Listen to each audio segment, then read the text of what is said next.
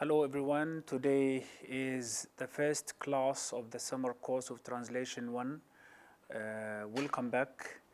In this class we are going to introduce what we are going to do in this course. This is the course syllabus that we are going to discuss throughout the course. I start with the course description and then go on to cover what we are going to cover throughout the course in order for you to start working and anticipating what we are going to discuss and learn practically and theoretically in translation. This course presents an introduction to both the theory and the practice of English-Arabic translation. It starts with issues of definition, types and strategies of translation, and trains the students to translate a variety of texts from English into Arabic and vice versa. The translation is tackled at 3 levels: words, sentences, paragraphs. Training is substantiated by material from different fields of knowledge such as humanities, journalism, economics, science, legal discourse, and literature. Throughout this course, you are expected to take part in theoretical and practical sessions with guided activities and constructive discussions, presentations, and exercises. And by the end of the course, you will be able to produce intelligible and well-structured translations.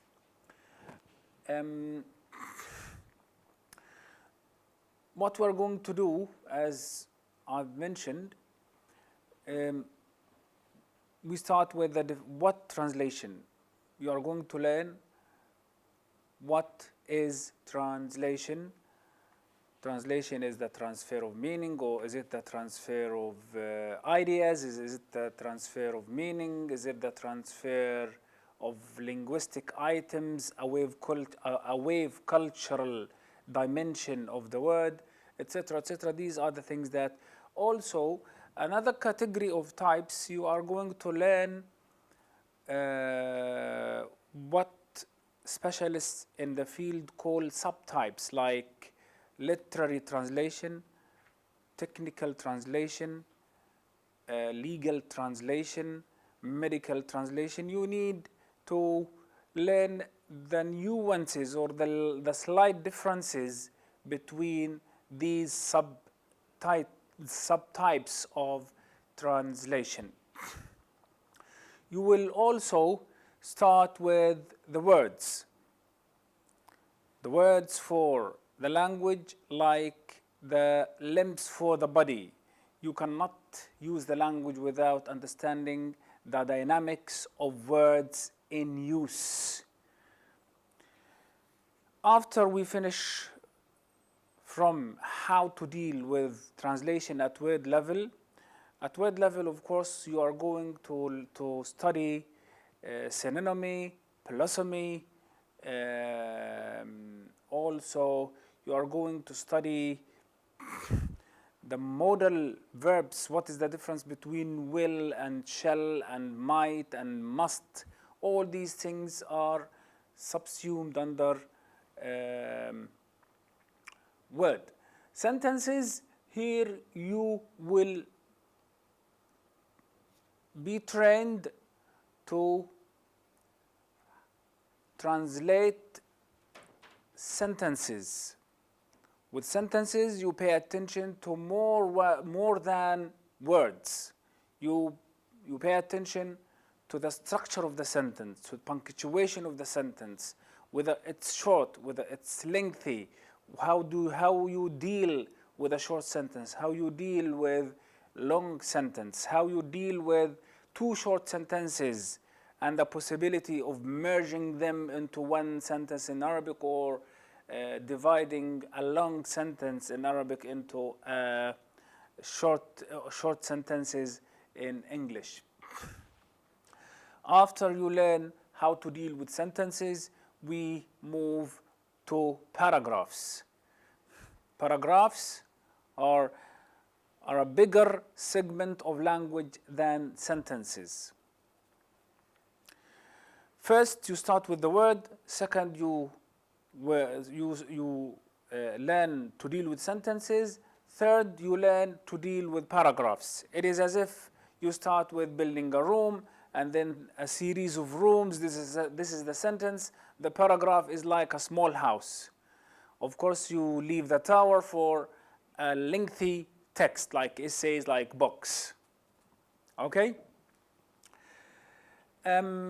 When we delve into training, we will have texts from humanities, journalism. Why we are taking these things: humanities, journalism, economics, science, legal discourse.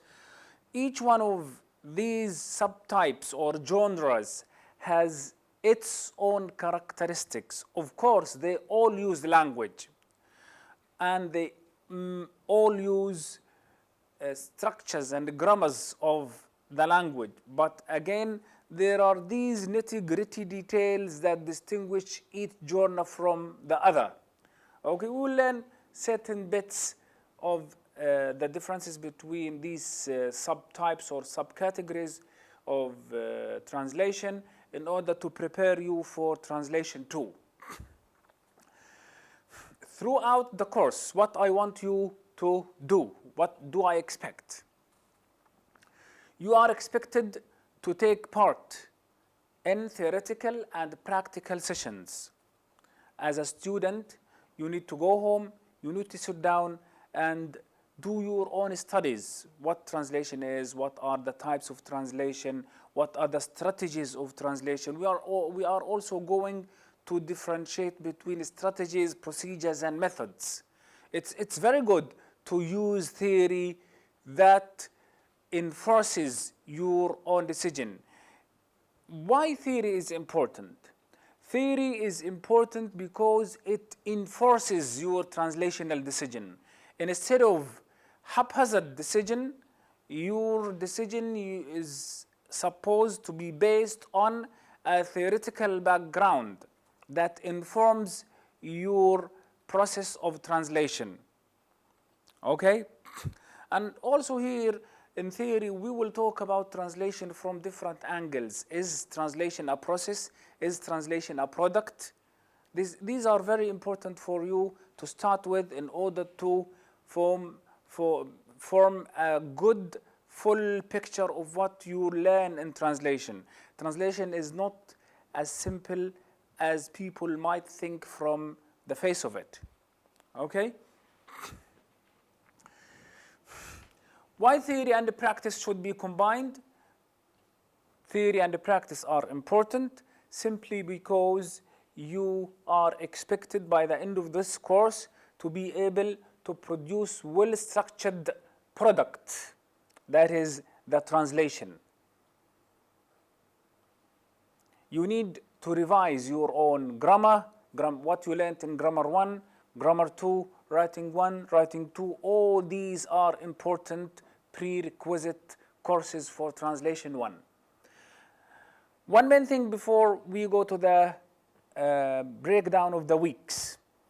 It is very crucial for you to, if you want to be a good translator in the future, it's very crucial that you go and refresh your Arabic. It is not only learning English that will help you translate. It is also important. You need to know certain basics of Arabic language.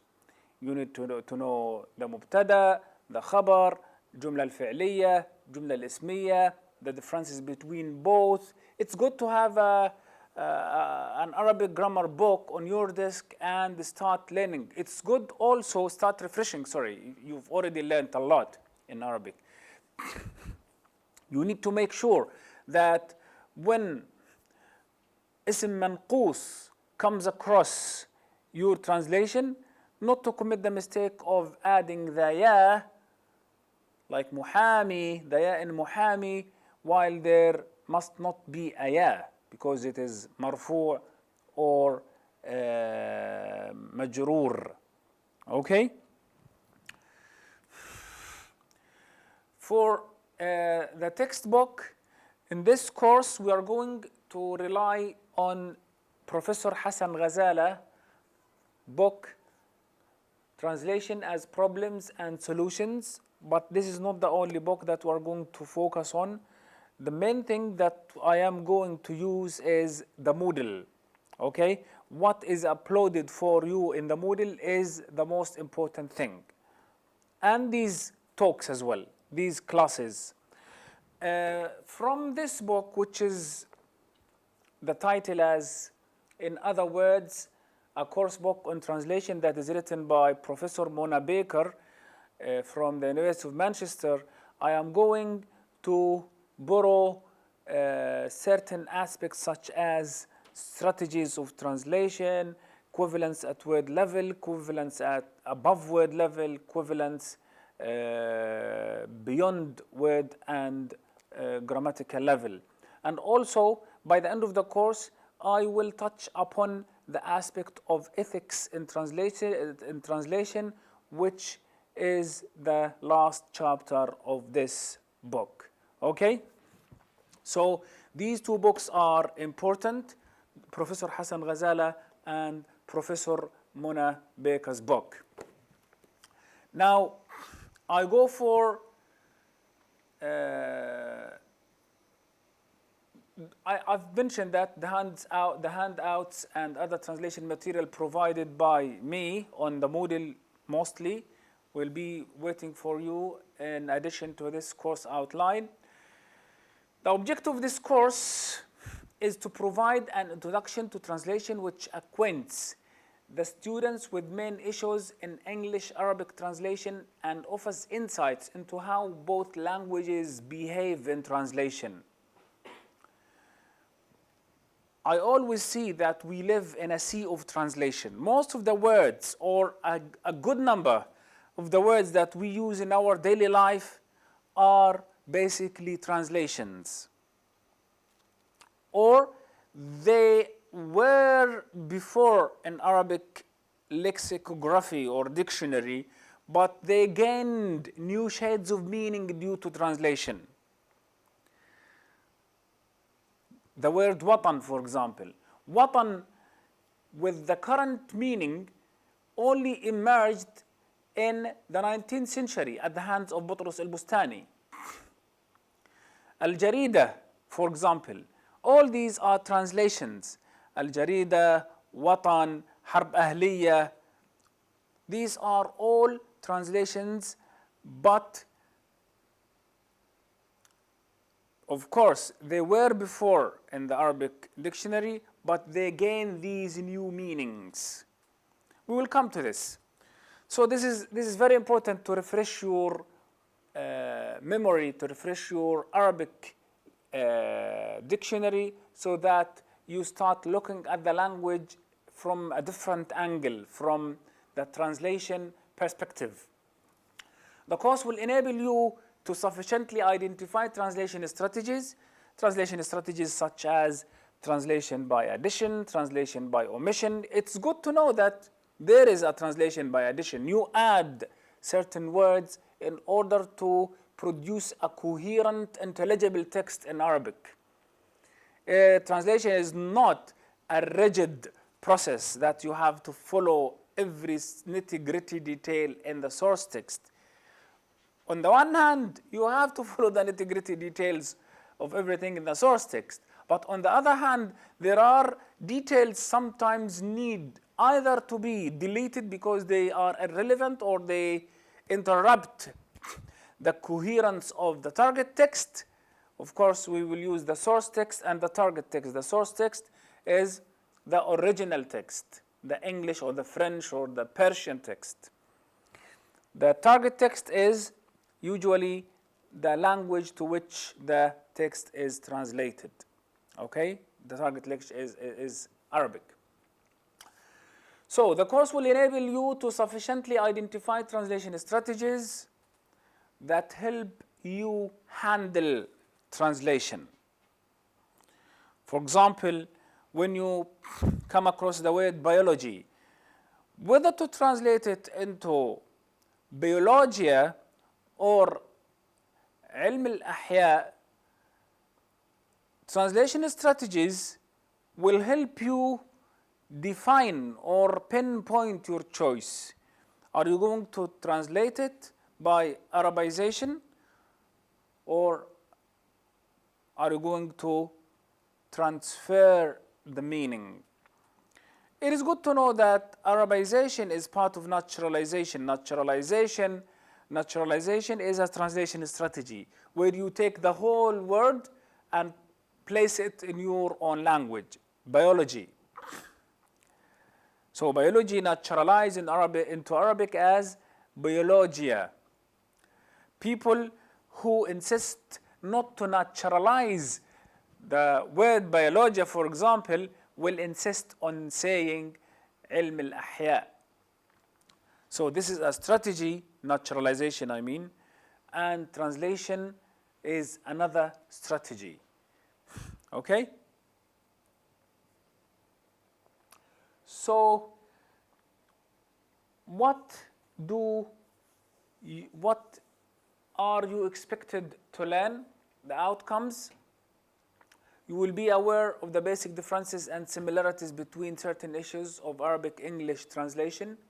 You will be familiar with some procedures and principles that help you translate a simple stretch of language.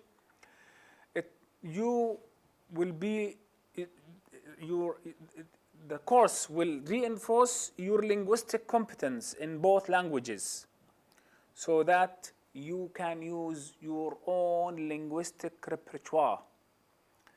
It's good to listen to news with new eyes now, with new ears.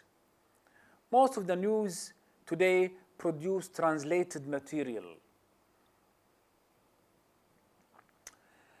You will acquire some specialized terminology and expressions in various registers. You will develop appropriate skills of identifying and translating lexical and features. You will make use of reference books such as dictionaries to find the right word and suitable equivalents. So, in session 1, or in chapter 1, we are going to define translation. What is translation? What are the types of translation? The differences between types of translation, literal translation, free translation, etc., etc. And here we talk about subtypes such as literal translation, technical translation, and the differences between literary and technical. We will touch upon these things in order to give you an overview of how the field is portrayed, how the field is demarcated.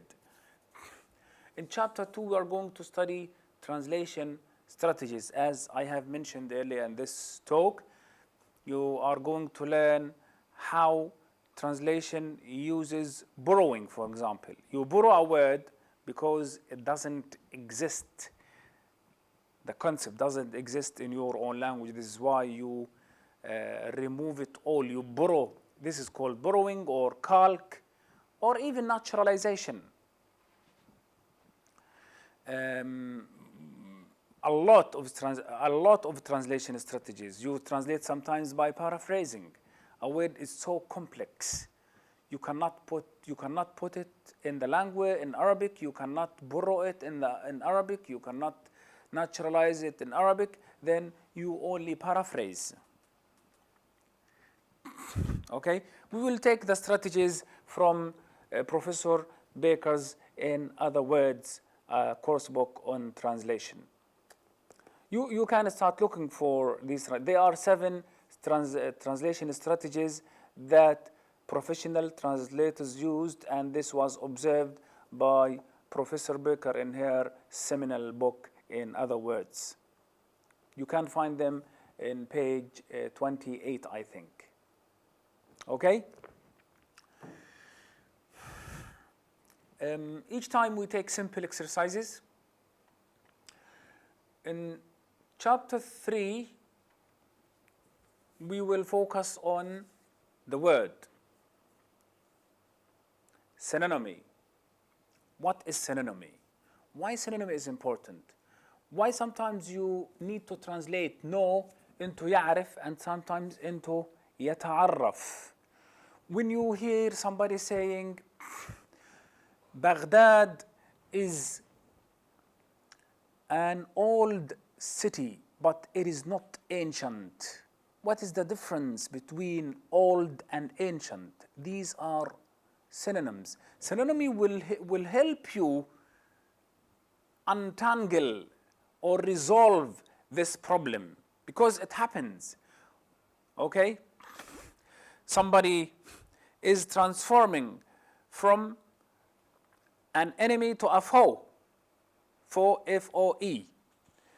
Now, in your simple dictionary, you will find foe means عدو. Okay? Enemy means عدو. But if you come across these two words in one sentence, okay? Like Baghdad is an old city, but it is not ancient. Oh my God, what? How are you? Ancient is qadim and old is qadim. Then what is the point? Why does the writer use these two words? Is she or he using them without a purpose? Synonymy will help you. If somebody is transforming from an enemy to a foe, or from a foe to an enemy, how are you going to translate this sentence? And this happens in translation. So synonymy will help you understand these things. Polysemy. Consider the verb break.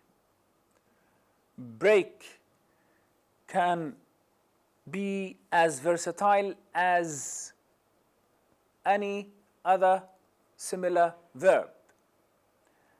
Can mean يكسر, you know يكسر, right? But it can mean يخفف, it can mean يقلع عن التدخين, it can mean, it has a lot of meanings. This is polysemy, when some word has so many meanings.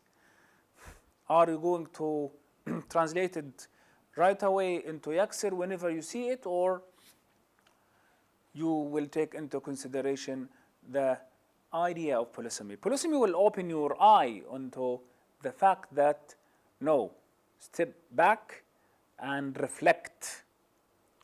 Always you have to suspect your decision in translation. In translation, there is a rule I always stress.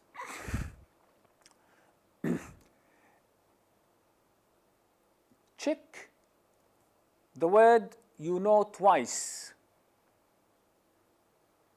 Check the word you know twice. If you see the word run, run is not immediately translated into يجري. There is run a company, there is run for elections. Does run a company the same meaning, give the same meaning as run يجري? No. You have to be aware of all these complexities, simple complexities of translation. They will become simple once you, I'm talking to beginners, of course, so for you, when you are in translation too, these things will be a history for you. It will be a second nature. Okay? Also, idioms. You cannot learn English without learning what idioms and phrasal verbs are. English is very famous for its idiomatic language, idiomatic discourse. We'll come to these. Also, we will follow these with exercises from different fields. Idioms and phrasal verbs and collocations are all fixed expressions. An idiom is a group of words that come together and collectively give certain meaning. You cannot dismantle or check the idiom word by word. You have to resort to a dictionary of idioms. Okay? Sometimes you are able to translate an idiom literally, sometimes you are not. We'll come to all these nitty-gritty details. Class word shift in translation, this is very interesting. You know that we have adjectives, we have verbs, we have nouns in the language. Can you translate a noun into a verb? An English noun into an Arabic verb? Can you translate an adverb into an adjective? Can you translate an English adverb into Arabic adjective? Yeah? Can you say, my mom is a good cook? أمي طباخة ماهرة. Can you make class word shift? تحسن أم الطبخ. Instead of well, adverb, you used verb, تحسن. Instead of adverb, you opted for ماهرة. أمي طباخة ماهرة. ماهرة is an adjective, صفة. Is this available all the time without restrictions? Okay. These are the things that we are going to discuss. The modal verbs. How do you translate will? How do you translate shall? How do you translate may, might, must, should? All these are going to be handled. In chapter 7, we will go for practical paragraphs. Where are the sentences? The sentences are embedded in the first 6 chapters. We move slightly from word level into sentence level. You will handle word level within sentences, okay?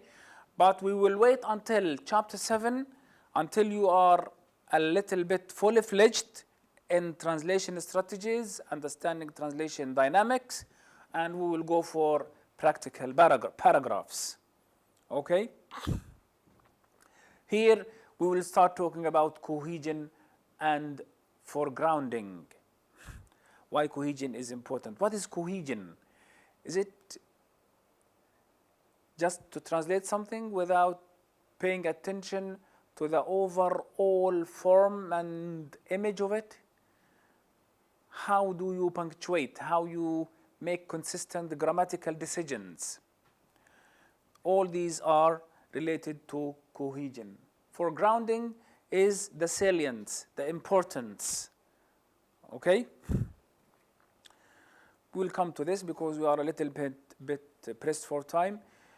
Also, before we leave the course, we are going to learn how to use digital resources in order to start thinking about CAT tools, for example, how to be a good freelancer in translation, etc., etc. We'll come to practical paragraphs as well. And then in week 11, we are going to talk about adjectives and adverbs.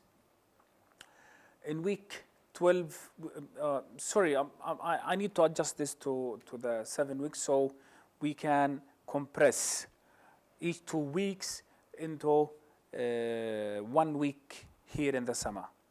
Okay? For the assessment, you will have assignment number 1, which is 4%, assignment number 2, 6%.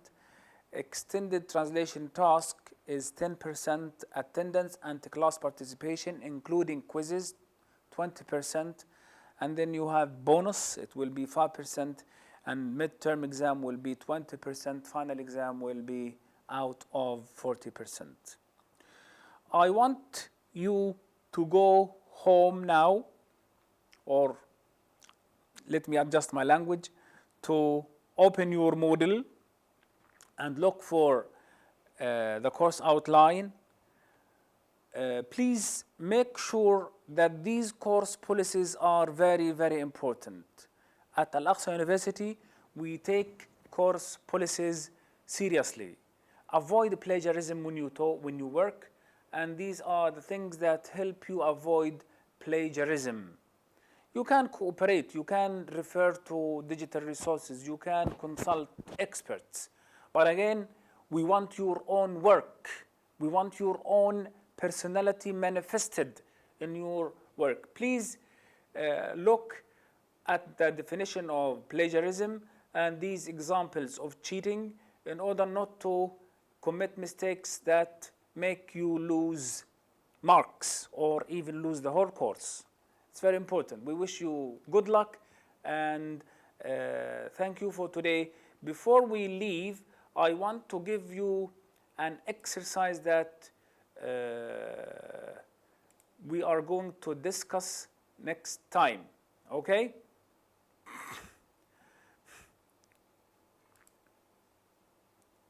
Can you look at this? Yeah. Nope.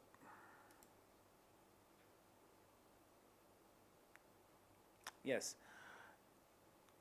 This is part of Measure for Measure by William Shakespeare.